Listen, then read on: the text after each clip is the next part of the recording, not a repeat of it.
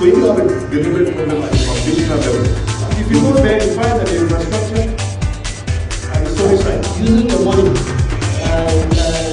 looking at the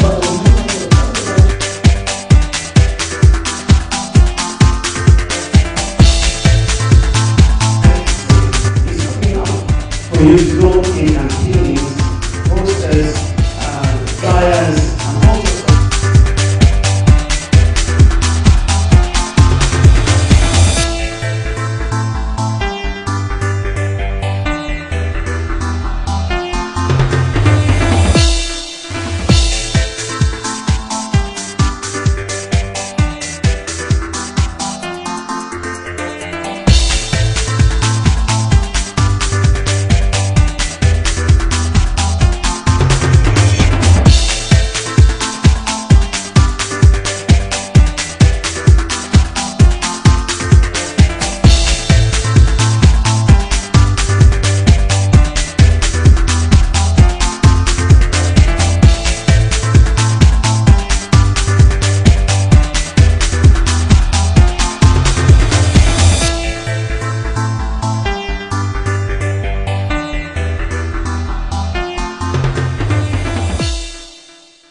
This debate is put together by Plateau Intelligentsia and also Viewpoint Nigeria, as well as MOPPLAH. These are social network platforms where people have been interacting to have their say on who should lead the people in various categories and various levels of governance, including the governorship of Plateau State.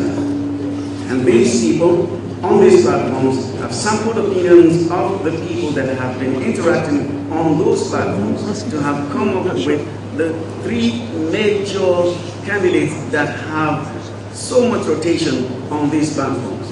And that is why today we have three gentlemen who have presented themselves as candidates representing different parties so that they will vie for the position of the governor of Plateau State. Today, we have with us in an alphabetic order, that is to say, going by the names of the political parties that are represented here, we have three candidates, namely the All Progressive Congress, here being represented by Right Honorable Barrister Simon Bakola Long, is here with us.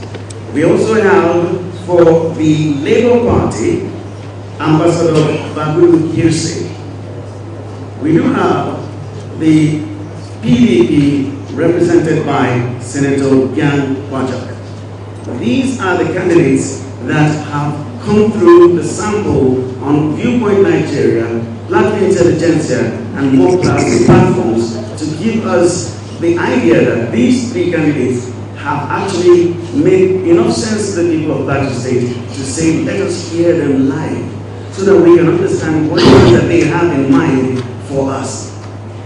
Viewpoint Nigeria, Plateau Intelligentsia, and MOPPLAH have come up to become the Plateau Debate Group. The Plateau Debate Group has decided to say it's not enough for you to go in campaignings, posters, flyers, and all sorts of memorabilia and also paraphernalia of promotions. But let the people hear for themselves and make informed decisions. The society is moving towards a more civilized people making informed decisions. And that is why the Plateau Debate Group has come. And today, you are witnessing that. Thank you for joining us. I am Dan Manu.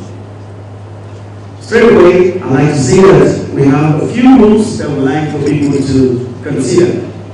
In this debate, we will not entertain personal attacks or insults. We also believe that everybody's phones are on silent. And we appeal that there should be no jeering or cheering from the audience. We also ask that there should be no interruptions when candidates are speaking. And we also want to say that nobody should express any form of slogans or chanting of songs in terms of support. We also ask that there should be no disruption of the members from from the members of the audience, and please do not be moving around. We ask that questions should be directed at all candidates, not at a single candidate.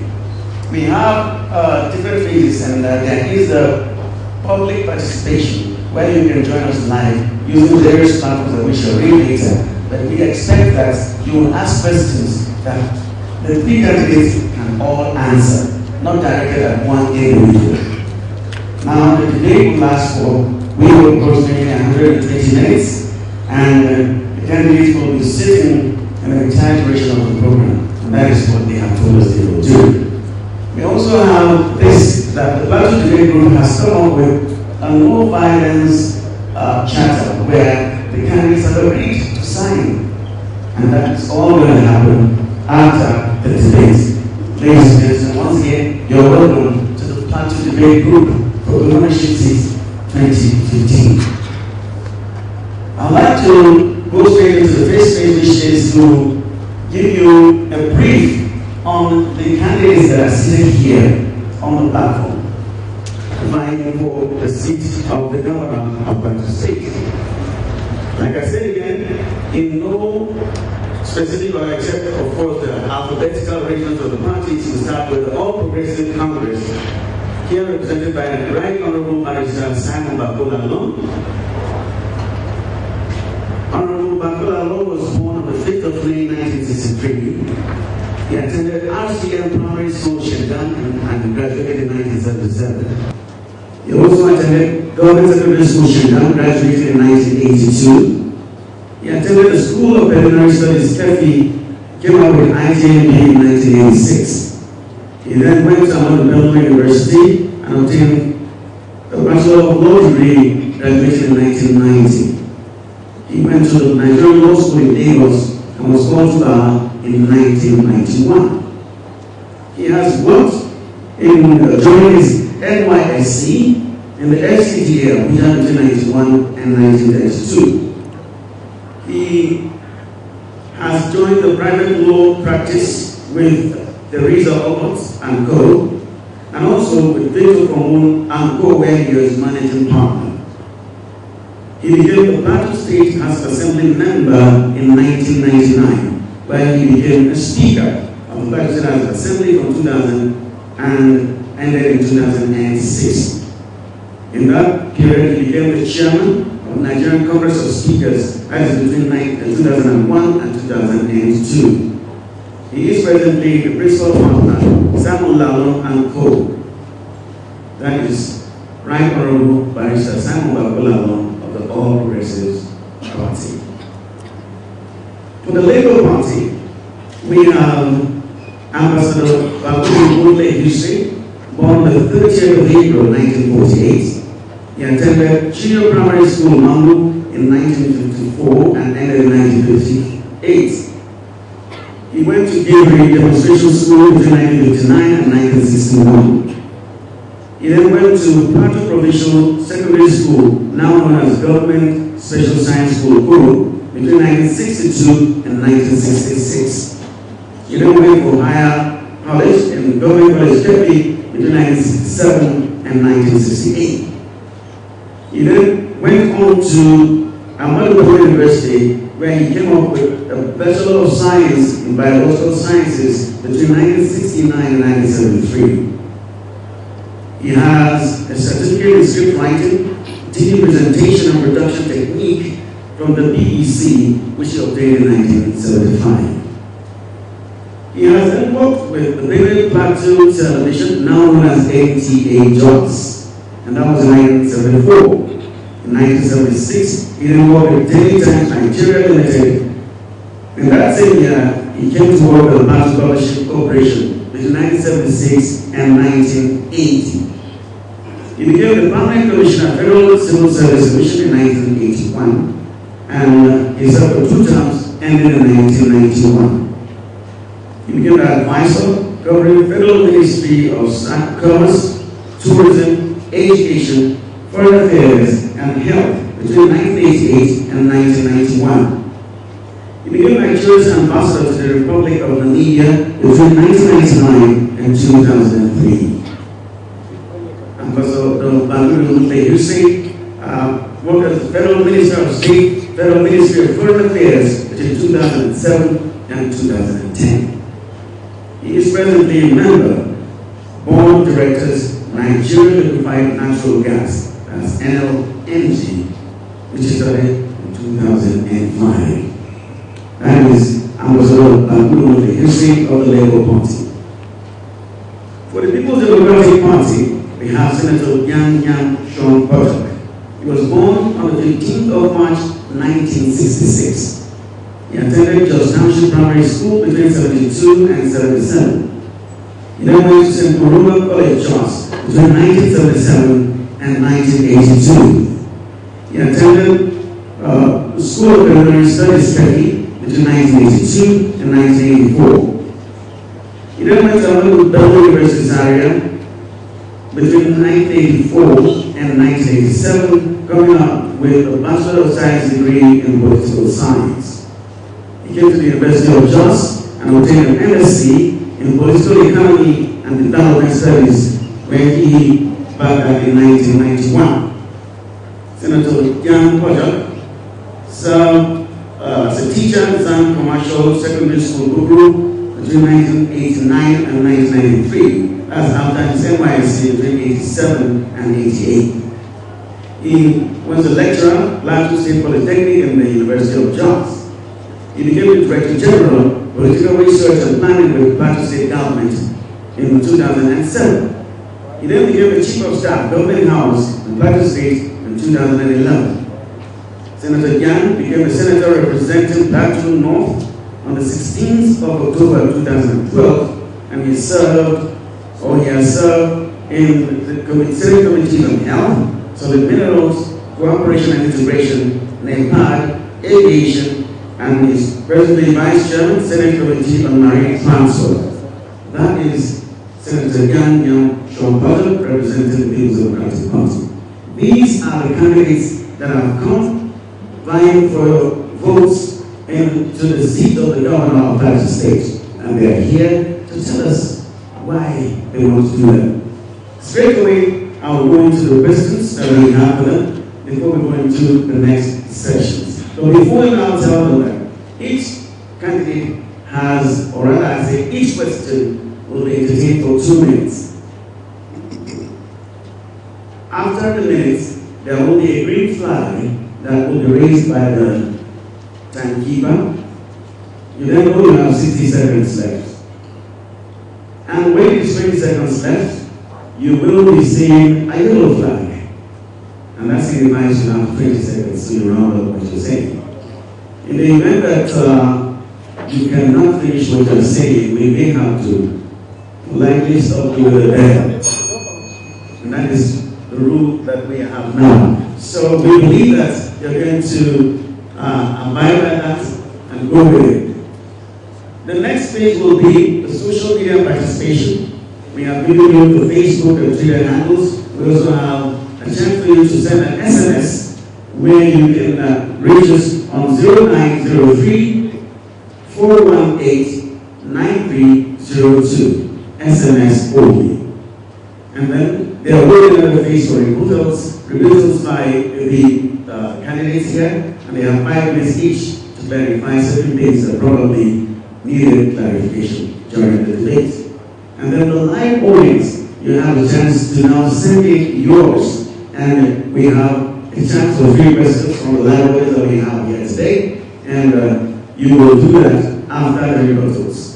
And then we shall have their closing statements, which shall be coming later after the questions that will be filled by the live audience. This is the way we intend to go with this, and then we shall have a vote of thanks, and we close the debate. Ladies and gentlemen, once again, you are welcome to the Plateau Debates 2015. I will go straight into what we're going to do. I need to tell you that before this, we had to find out who amongst the candidates will start.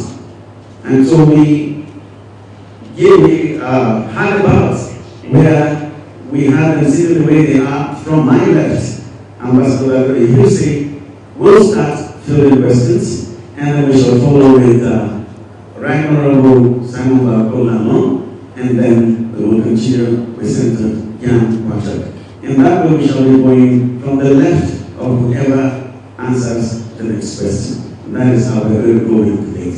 You're welcome, gentlemen. Thank you for honoring our invitation. Thank you very much. Thank you. Right away, I'm going to start.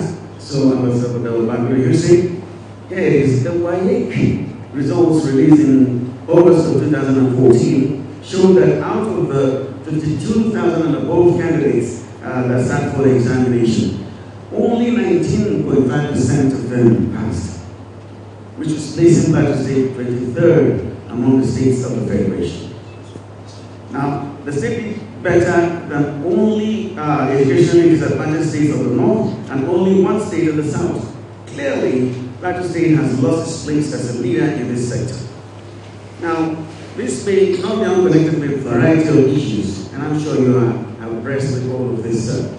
Now, let me ask a question. In specific terms, how do you intend to improve the fortunes of Plateau State in this regard? Ambassador, sir. Well, thank you very much, the distinguished audience. It is no mistake at all that going by the protocol of age and the CV, that I'm the first to answer this question. Yes, the issue of education is one of my 7-point agenda. If I become the governor of Plateau State. The issue of education in Plateau State, quite honestly, has not been quite impressive. Can you imagine Plateau, that we used to be one of the leading states in terms of education, in terms of human capital development, has now been relegated to the background. Something must be wrong somewhere. I think we should go back and look at primary school education, our tertiary institutions, and I intend to do that quite aggressively when I come into office. That's where the problem is. Thank you. Barrister Samuel. Yes. You wish to respond and say something on that as well. How do you intend to improve the fortunes of Plateau State in the education sector? Well, as for us, the issue of education on the Plateau is not only about what I will think will do. It's a fact that completely there is a collapse of the institution. I have seen the movement from the public from public schools to even emphasis on private schools.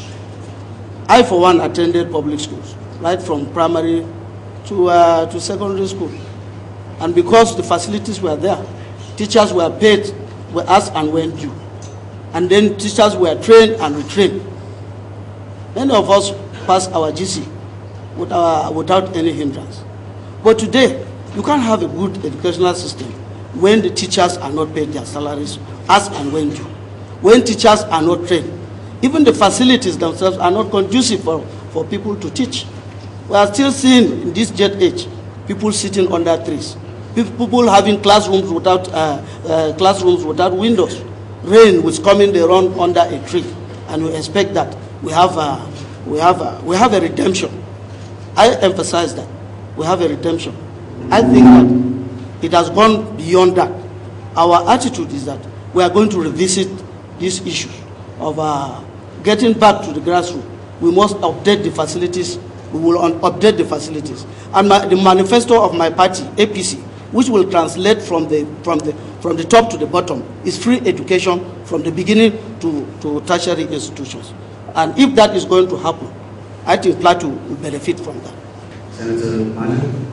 Well, I want to say that knowledge is knowledge for a purpose, and the validity of the knowledge is dependent on the validity of the purpose. Over the years, the performance of Plateau State has dwindled, and it's cumulative of experiences over the past, in the sense that the neglect of that sector is what we are really seeing its full-blown impact at this particular time. Over the years, we have had a series of problems with recruitment of staff that handle this system. A lot of them are not even sufficiently qualified to be taking our children at this material level. And that is why there's a need to review even the certification of those who are within the system. And that has also helped in bringing out the fact that quite a number of them, in fact in thousands, that are teaching in our primary schools do not even have primary school certificates themselves and cannot even validate their qualification in one form or the other. And that has become the serious challenge. So if you have a deliberate problem at the foundational level, you'll discover that it will impact on the quality of the students that you produce in the long run. Added to that is the fact that there has been a lot of neglect over the years with regard to counterpart funds, especially for our UBE programs. What is key is that we must continue to embark on this counterpart funding of our, at this level, and expand the existing facilities, especially so that we avoid the situation where some of our students will be sitting under the tree to probably study in one form or the other. I agree strongly that we must continue to meet the welfare of the teachers, because over the years people say that teachers' rewards are in heaven, but the truth of the matter is that as an educationist, I've discovered that it will take somebody who is into the educational sector out of conviction to actually address the problems of that sector. And over the years we have seen that we need to devote a substantial proportion of our budget to the educational sector. And that's why not less than 10% of whatever budgetary provisions that we have should be devoted to that sector. And I strongly believe that is critical. Thank you very much, Senator Martin. And we shall go straight to the second question. And I'm standing with, of course, Barrister Simon Along. We are all aware, since 2001, Plateau State has been besieged by a series of violent crises in the state. In 2014 alone, approximately 37 villages have been attacked, sometimes even more than 4 times. Now, the question here is, what are the security measures you will adopt in addition to the existing security measures in place, bearing in mind that the state government is not constitutionally allowed to directly mobilize military resources to address security issues? How would you address this? Yes. First of all, I want to say that sometimes it's the result of the deliberate policies of the government and also the leadership style. It's the leadership style. I know some of the reasons for crisis are when you are not carrying people along, when there is no unity, when there is no justice, when there is no fairness. The Constitution provides that the responsibility of providing security rests on the government. That is the Constitution. That's what the Constitution says. The lives and properties of the citizens are supposed to be protected by the government. And you will find out what were the reasons for such crisis. It's usually attitude of governance. Recently, we have such a crisis, maybe coming from results of elections. If you don't conduct good elections, it started with elections and then transcended to ethnic or religious issues. And we know that if you carry people along, if you provide good opportunity for everybody, and that is the only way I can do is to make sure that there is unity on the plateau. If we have unity on the plateau, there will be no crisis.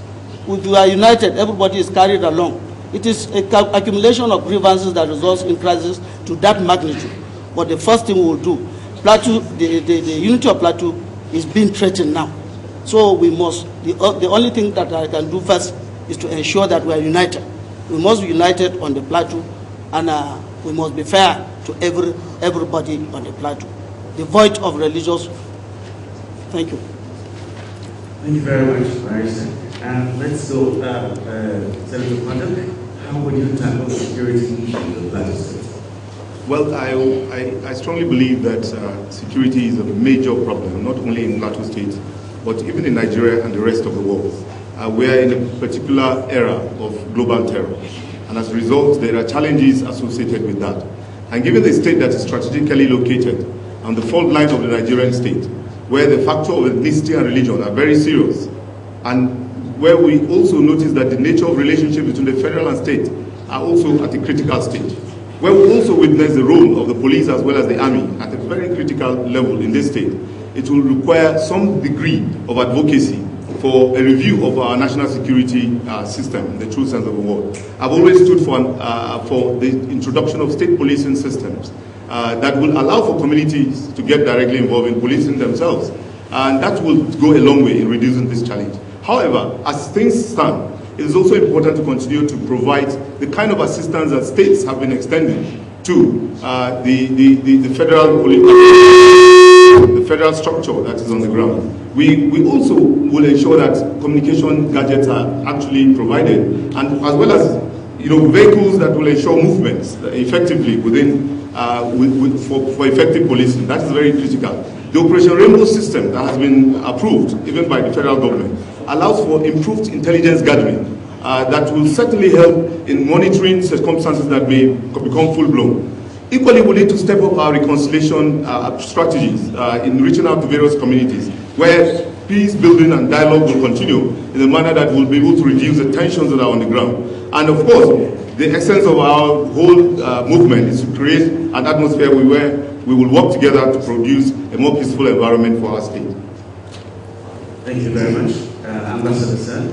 Well, Plateau has had that of its own share of the insecurity problem in this country. And I must say, without any fear of contradiction, that the solution to these problems lie with us here. 2001, we had problems. We lost quite a number of people. 2008, we lost quite a number of people.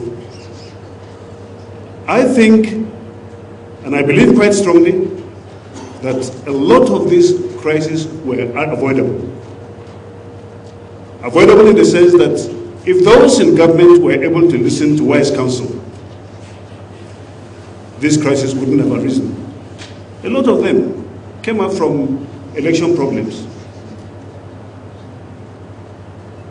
By coincidence, the issue of security, peace, and stability of the state happens to be one of my 7-point agenda. If you recall, there used to be an elders forum, Plateau Elders Forum. I recall the days of Babati Bisa of blessed memory.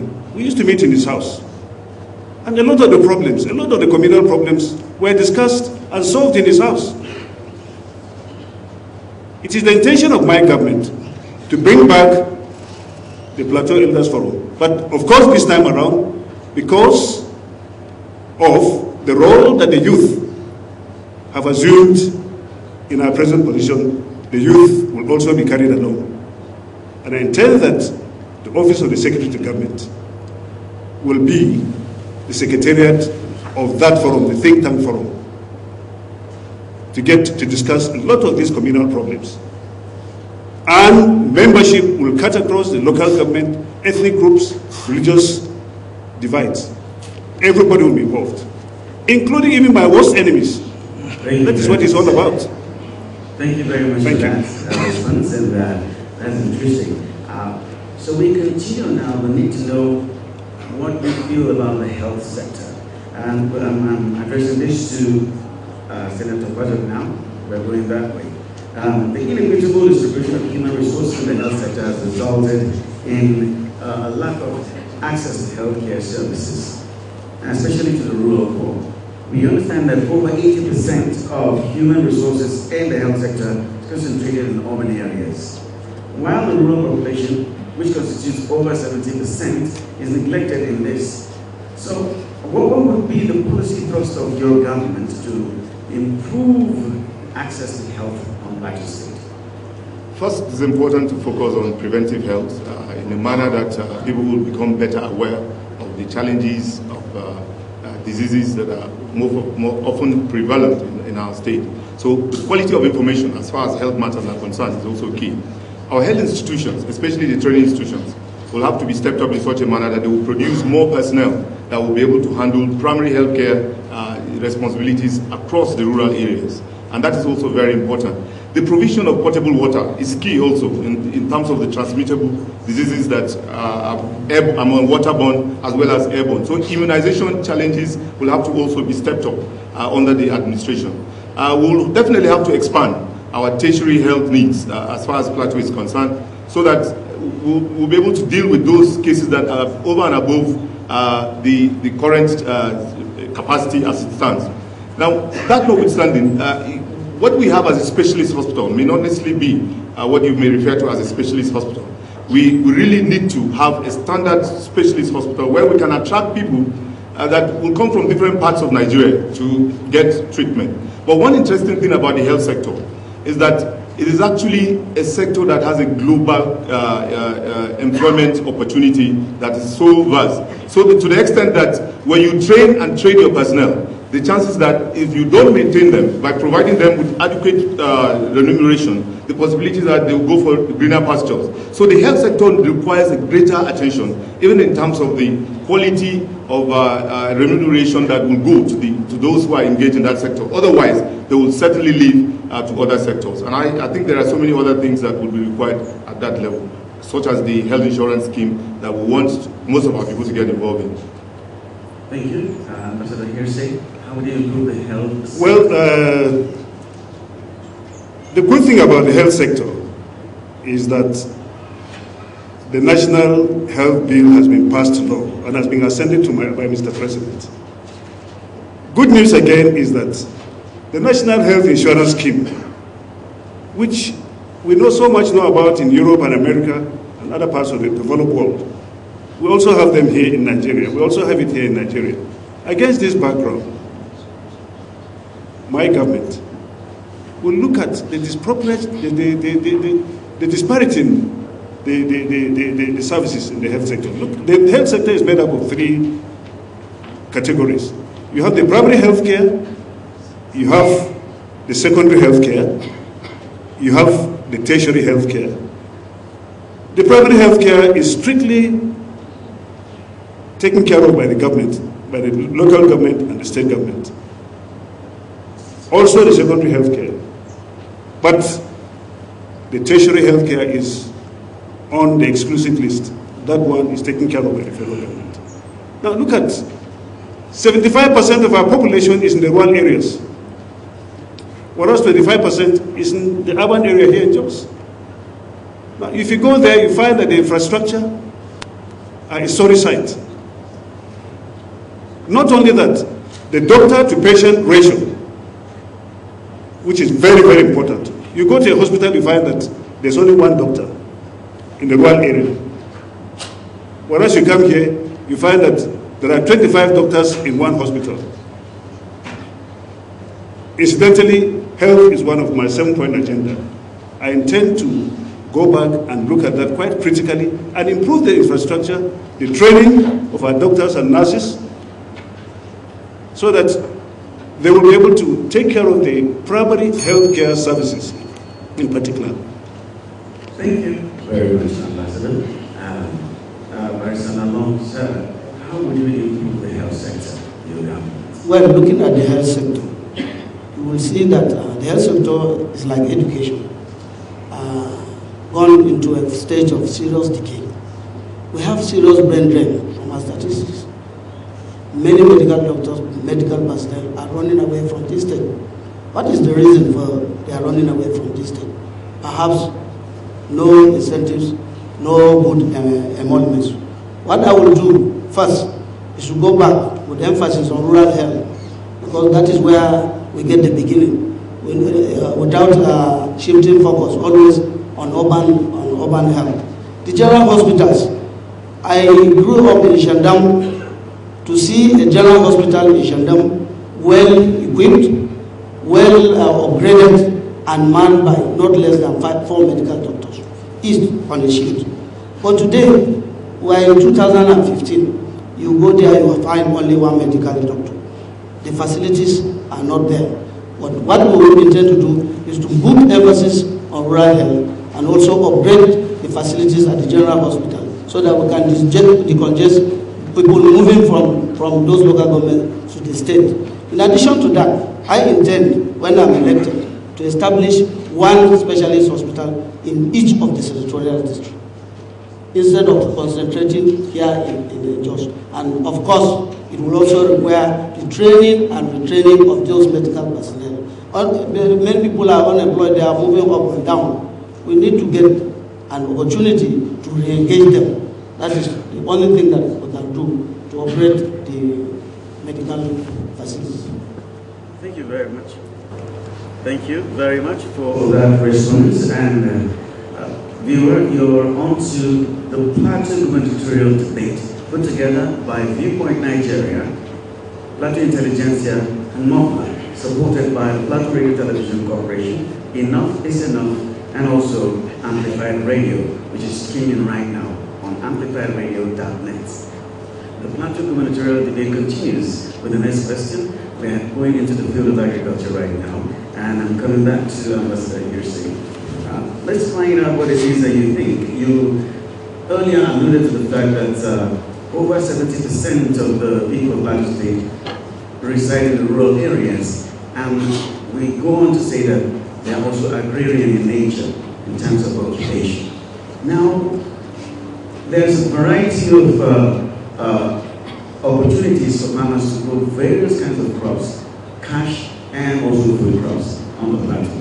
But over the years, we've not been able to see that farmers have actually come up to be able to be recognized and respected on the plateau. As a matter of fact, most of the time when they call you a farmer, it is actually a derogatory statement. That is because the farmer doesn't get good value for his produce. How do you intend to improve that, sir? It's a good question. Again, agriculture is one of my 7-point agenda, because that forms the backbone of our economy here. We don't have any oil, so we have to fall back to agriculture. Now, all along, it has been the kind of farming that we are used to, using hoe here and there. Fortunately, whoever brought the expatriates that have introduced mechanized farming, I think has done a lot for the people of Plateau State. I'm talking in particular a company called ASTC. I don't know under which terms and agreement they were brought into this country, but the good thing is that at least they're doing a good job. They've improved the quality of the agricultural output of the state. Unfortunately, the produces from our farms are not being taken to the right destinations because the access roads are not there. So I have to improve on the access roads to most of the rural areas so that these people will have the maximum benefits of what they produce or what they get from the farms to the urban areas. Again, we cannot do it alone. We need some foreign input. If I come in, I'll look at the terms and conditions under which these guys are doing a good job for us. That will be one of my agenda points. Thank you. Thank you very much. Agriculture, and will you improve the lot of the farmer? Yeah, I will do a lot. I'm a farmer myself. When I left office, I've been farming, and I know the importance of farming. I will ask the question, what has been wrong with the PADP? What has been wrong? Because I knew right from childhood the effect of the PADP on the plateau, the effect of lower basins on the plateau. As a farmer, you will ask, what is wrong with the PADP? Again, at the rural areas, we have farm training centers. What was wrong with them? I knew people benefited a lot. Those who didn't get the degrees in agriculture or were not going to school, a lot of people were employed there. They were trained, and those people were responsible for manning, for taking care of those farm training centers. We had one very close to my village. It was very wonderful. We had 2 in Shandam. I think my policy is to revive those institutions. We're not concentrating always on mechanized farming. The ASTC came. We have a lot of investment, a lot of money put into that place. I think it has to do with priority. If half of that money was saved into revamping the farm training centers, and our PADP would have gone a long way than than always depending on this ASDC that came in for over 10 years and we have not seen the effect. I've seen tractors lying over there in Shandam. That is not agriculture. If we have to do agriculture, we have to continue to expand. We have to train from the background. We have to train from the beginning. And that is the responsibility of this institution. So I'm bringing back those institutions. I'll bring back those institutions. I'll bring back the farm training center, and I will also equip the PRTVC.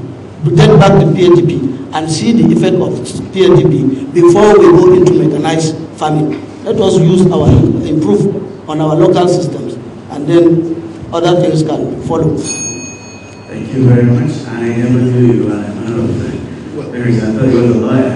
I know you guys always say that. Thank you very much. Senator Plateau, how would you improve the lot of the... It's very apparent that given the successes recorded under the ASTC program, that there's a need to further consolidate on that and expand it to a point where we will have offices of the ASTC right down to the various local governments, rather than just at the zonal levels, where you have the senatorial zone offices. The whole philosophy behind the ASTC is actually to bring about mechanized agriculture, and at the same time train and retrain our farmers on very useful farm inputs that are more up to date, so that you'll be able to cultivate less hectares of land and be able to have higher yield in the process. And that is very much in line as far as this program is concerned. So there's a need to further expand the opportunities that are bound within that. But it's also important to look at the issue of storage and dealing with the idea of middlemen that have always taken away the value that should accrue to the farmers in the long run. We will definitely have to look at the possibility of expanding the possibility of storage facilities, and then look at also marketing in terms of the products, and then try to ensure that at each senatorial zone we have specialized crops that the zones can be able to produce massively for even internal consumption as well as for export.